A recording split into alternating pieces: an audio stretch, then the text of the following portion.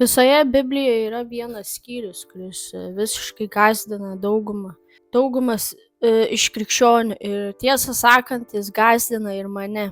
Jei paklaustumėt, koks tai skyrius, tai yra Mato 7 skyrius ir kas jame rašoma.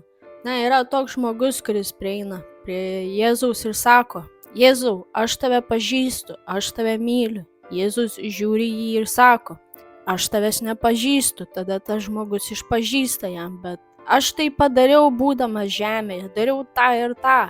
Aš padariau visus šios puikius dalykus tik dėl tavęs.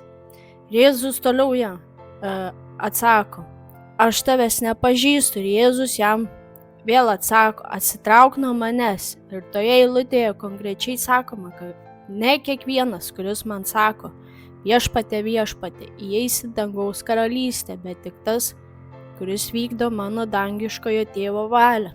Tai kodėl yra taip? Ir kas yra valia?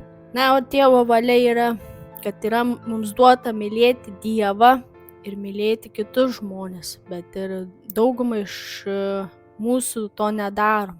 Ir daugelis žmonių mano, kad taip ir daro, bet to nematyti yra jų pačių gyvenimuose. Tai visiškai baisu.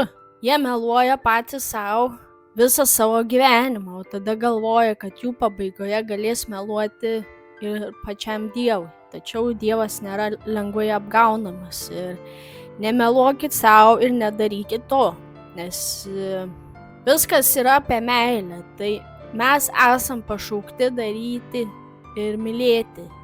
Ir tai yra Dievo valia, mums duota Dievo valia. Ir daryti tai, ką padarė Jėzus, mylėti taip kaip jis. Ir dauguma iš mūsų to nedaro.